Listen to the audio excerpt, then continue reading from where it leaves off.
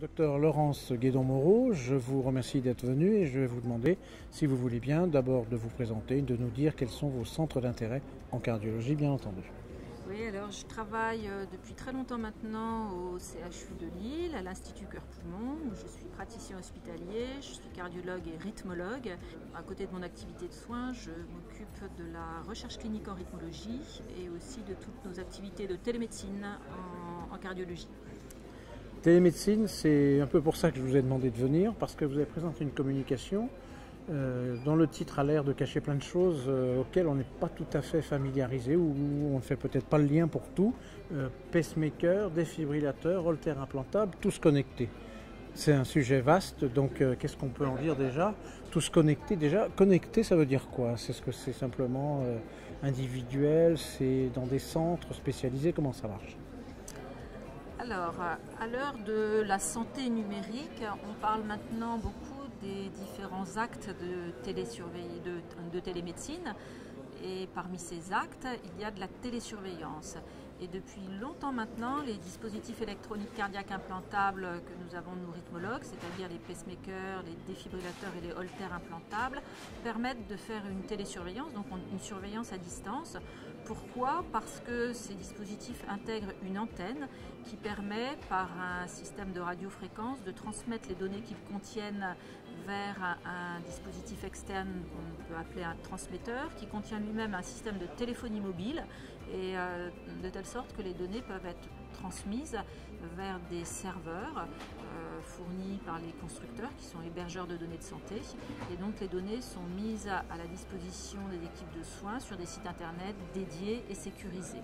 Donc par l'intermédiaire de cette télésurveillance, on peut surveiller des données à distance au quotidien. Alors au quotidien, pas tout à fait, parce que on le fait essentiellement les jours ouvrables, aux heures ouvrables, et il n'y a qu'une transmission quotidienne qui en général est la nuit, puisque le patient, pour que les données soient transmises, doit être à proximité de son transmetteur. Donc on programme une transmission une fois par jour, la nuit, une fois par nuit. Voilà, c'est comme ça que ça fonctionne. C'est-à-dire que les données sont enregistrées en permanence, mais qu'elles ne sont transmises qu'à un moment donné. Et qu'est-ce qui se passe? Il y a quelqu'un qui dépouille tout ça? Il y a des lecteurs automatiques? Alors, ça fait, comme on peut l'imaginer, une quantité effroyable de données.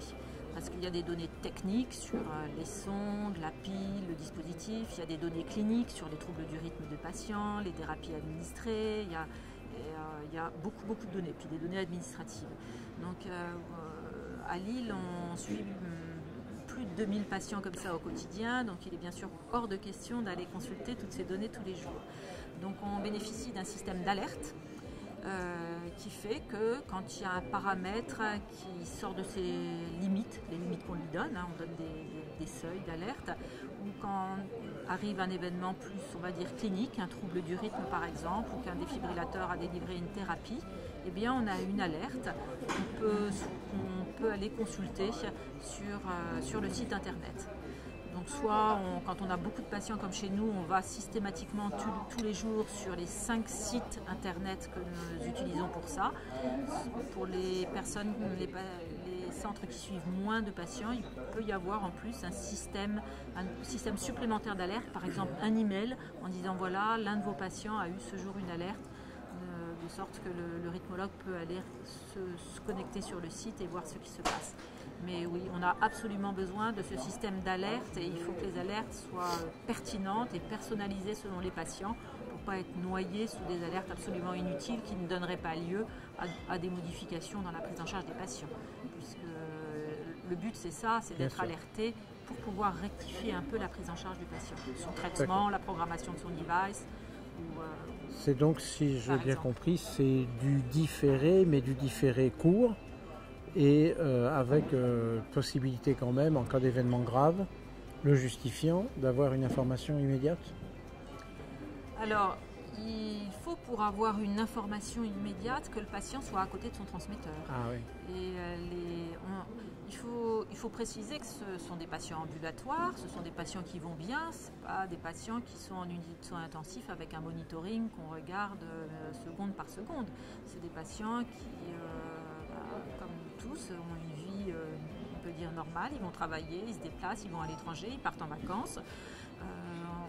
On leur dit d'ailleurs que s'ils souhaitent ne pas emporter leur transmetteur, s'ils s'absentent quelques jours ou pendant leurs vacances, ils ont tout à fait la liberté de le faire. Leur device implanté fonctionne bien sûr sans cette télésurveillance. Et la télésurveillance, il faut le rappeler aussi, elle ne permet pas de programmer à distance l'appareil implanté, le pacemaker ou le défibrillateur. Et ça, c'est une notion très très importante parce que ça permet la sécurité. D'accord. Et je suppose, sans entrer dans les détails, qu'on n'a pas les mêmes problèmes quand on parle d'un pacemaker, d'un défibrillateur ou d'un holter de diagnostic. Absolument, tout à fait. En fait, celle qui est le plus ancienne, c'est la télésurveillance des défibrillateurs. Elle a plus de 15 ans, presque 20 ans maintenant. Et là, on a des preuves cliniques, scientifiques très très solides de l'intérêt pour les patients de cette télésurveillance et de l'intérêt en termes de morbie et mortalité. Et d'ailleurs, ça a donné lieu à des recommandations pour les professionnels de santé et qui sont des recommandations qu'on appelle de classe 1 avec un niveau de preuve A. Donc c'est tout ce qu'il y a de plus solide. Donc la télésurveillance, elle est absolument très fortement recommandée pour les patients, pour ces patients-là. Alors, elle est recommandée, ça veut dire que dans les faits, vous avez les moyens de le faire à tous les patients? Oui, on a les moyens de le faire, on a les moyens techniques de le faire pour tous les patients. Et on a aussi maintenant un peu plus de moyens, on va dire, sur le plan financier, parce qu'à travers un programme ministériel qui s'appelle le programme ETAP, cette télésurveillance est maintenant valorisée pour les équipes de soins. Donc ça, c'est important.